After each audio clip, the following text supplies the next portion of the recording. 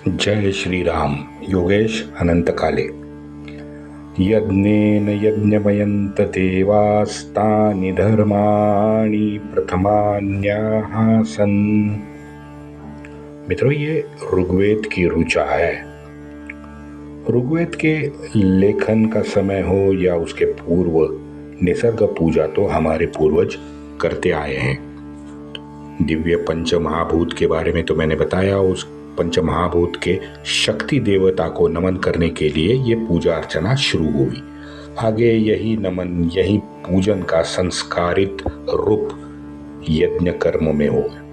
इस यज्ञ कर्म के बारे में भगवान श्री कृष्ण ने कहा है कि अन्नाद भवन्ति भूतानि पर्जन्यादन्न संभवा। अन्नाद भवन्ति भूतानि पर्जन्यादन्य संभवा। यज्ञात् भवन्ति पर्जन्यो यज्ञः कर्म समुद्भव। अन्न से पानी उत्पन्न होता है, पर्जन्य से अन्न उत्पन्न होता है, और पर्जन्य अग्नि से उत्पन्न होता है, और उसको मदद यज्ञ कर्म करता है।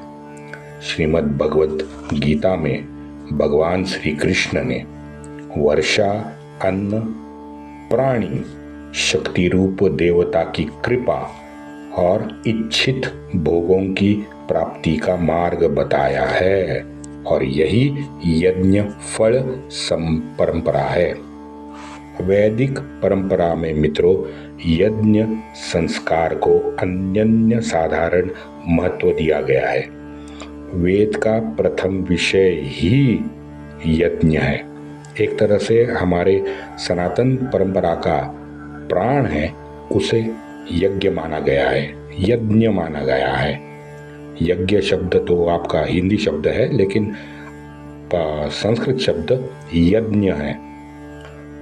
हमारे पूज्य पाणिनि जी के धातु पाठ के अनुसार यज्ञ शब्द में यज मुख्य धातु है। देव पूजा संगतिकरण दानेषु, अर्थात देव पूजा, देव संगति और देवताओं को अर्पण यानी दान कह सकते हो, ये उसका अर्थ है। मंत्रोच्चार पूर्व देवताओं का पूजन, देवताओं का आवाहन,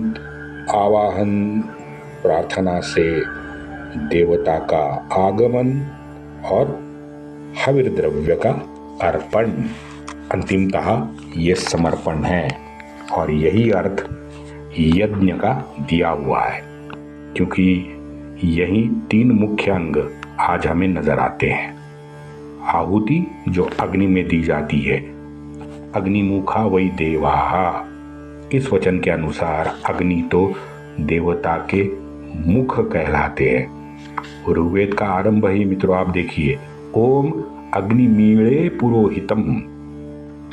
ओम अग्निमीळे पुरोहितम, ये ऋग्वेद का आरंभ है। अग्नि के विषय में ज्यादा विस्तार देने की आज मुझे जरूरत नहीं है, सब जानते हैं। अग्नि के महात्म्य को सब पहचानते हैं। स्थूल से सूक्ष्म और व्यक्त से अव्यक्त ज्यादा प्रभावशाली होता है, ये तो हम जानते हैं।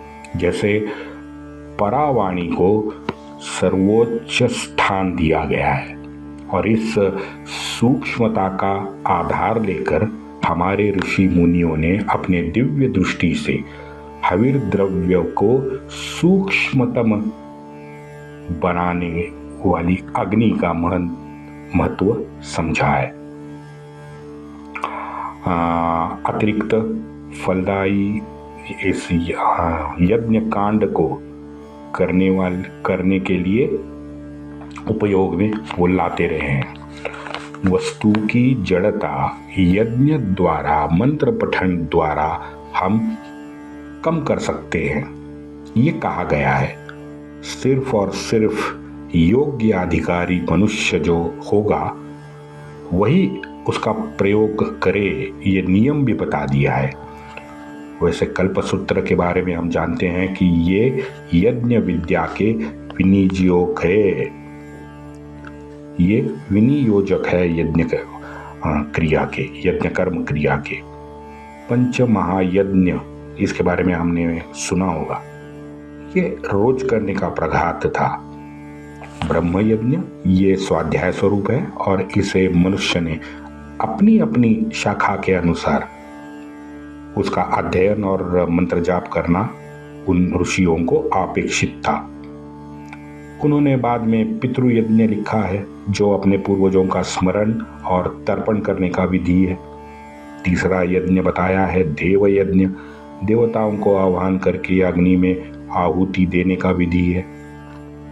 बाद में आता है भूत यज्ञ, भूखे और सजीवों को अन्न देना, जैसे गोग्रास वगैरह है, यह अपेक्षित है।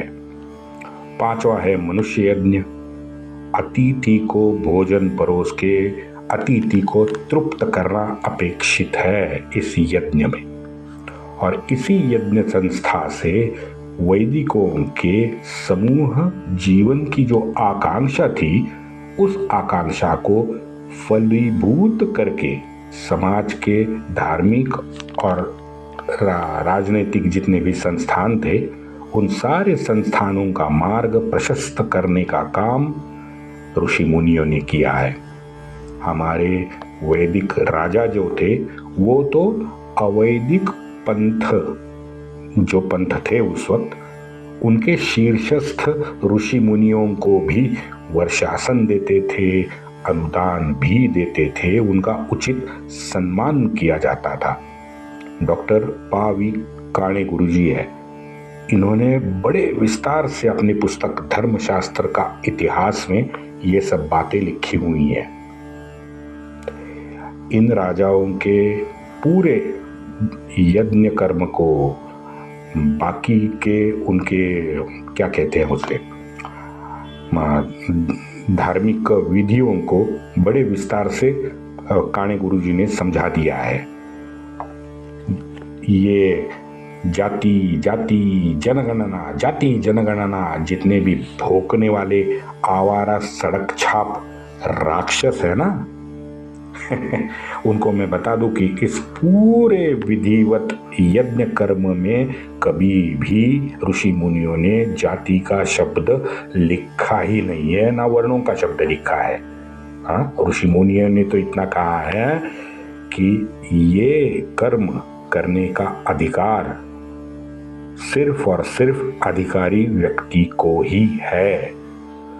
सामान्य भाषा में तो अब जैसे आप विमान चलाने के लिए कोई किसी ने अभ्यास किया, उसका लाइसेंस लिया, विमान चलाने को वो काबिल माना गया, तब जाके उसको विमान चलाने का अधिकार प्राप्त होता है, ये तो हम जानते हैं। विमान चालक को पायलट कहते हैं, वैसे ही जैसे विमान चलाने वाले को पायलट कहते हैं, धार्मिक कार्यों को करने वाले को ब्राह्मण कहते हैं। बालाजी बाजीराव जन्म से तो ब्राह्मण था, लेकिन अजन्म कर्म से क्षत्रिय बना रहा, क्योंकि वो युद्ध करने वाला महान योद्धा था। उसे संस्कृत आती नहीं थी, लिख भी नहीं पाता था। संस्कृत के बारे में मैं कह रहा हूं। ऐसा था हमारा वीर योद्धा बाजीराव बालाजी पेशवे। मैं जाहिर तौर पे कहता हूँ कि हाँ, मैं जन्म से ब्राह्मण हूँ, लेकिन मैंने मैकेनिकल इंजीनियरिंग की है और वर्कशॉप चलाता हूँ। तो वर्कशॉप में तो मैं लोहे का काम करता हूँ, तो मैं लोहार बन गया। और मित्रों, मुझे अपने लोहार होने पे गर्व है। अगर मुझे कोई बोलता है ना कि लोहारी काम करने वाला, वेल्डिंग वाला, ना कहते रहे, भाई मुझे गर्व होता है। हमारे घर में मैं आपको बता दूं, हमारी चपाती बनाने वाली मौसी है। उस मौसी की बेटी गत वर्ष ही बीएड हो गई और उसका सौभाग्य देखिए, तुरंत आरक्षण के वजह से वो स्कूल में शिक्षिका भी बन गई। अब वो शिक्षिका बन गई तो शब्दशः मैं तो ये मानता हूँ कि हमारी चपाती बनाने वाली मौसी की लड़की ब्राह्मण हो गई। क्योंकि वो शिक्षिका बन गई। हम सबके आदर्श बाबा साहब अम्बेडकर। बाबा साहब अम्बेडकर तो विद्वान, मूर्धन्य बुद्धिजीवी थे, तो उसको मैं तो ब्राह्मण ही मानता हूं। उच्च दर्जे के बुद्धिजीवी और गुरुपद प्राप्त करने वालों में से ये आदर्श मानव थे, ये मैं मानता हूं। आप मानो ना मानो मुझे नहीं फर्क पड़ता, लेकिन मैं ये मानता हूं कि बाबा साहब अम्बेडकर उच्च दर्जे के बुद्धिजीवी और गुरुपद प्राप्त करने वाले आदर्श व्यक्ति थे।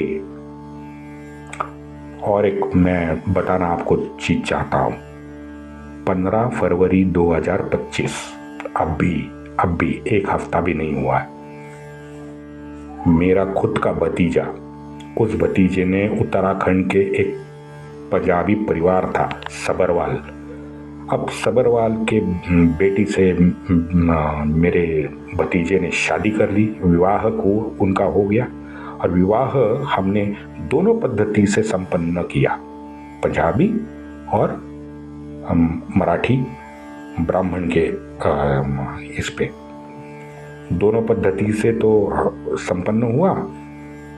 अब बताओ क्या हो गया, विचित्र घटना क्या हो गई बताइए। पंजाबी तरीके से भी विवाह हुआ, महाराष्ट्रियन ब्राह्मण तरीके से भी विवाह हुआ। सूत्र में तो वो दोनों बंध गए ना, चाहे पद्धति कोई हो, पंजाबी हो या मराठी हो, सूत्र में वो दोनों बंध गए और हमें उन दोनों पे नाज है।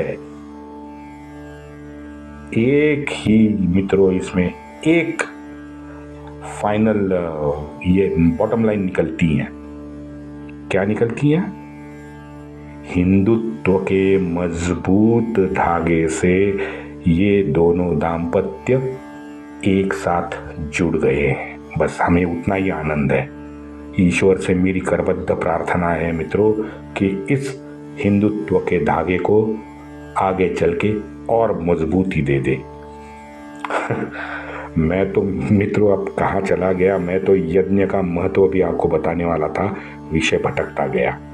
चलो कोई नहीं, ऐसे ही अनसुनी और तथ्यात्मक जानकारी मैं अब सामान्य लोगों के लिए देता रहूंगा, क्योंकि मैं ये अपना कर्तव्य मानता हूँ। ये सिर्फ किताबों में नहीं रहनी चाहिए, लोगों तक। चाहे मैं अधिकारी नहीं हूँ, मैं धार्मिक कार्यों का, कर्म कांडों का अधिकारी बिल्कुल नहीं हूँ, लेकिन सामान्य मेरे जैसे लोगों को ये पता तो चले कि भाई ये क्या है। आजकल एक रील निकल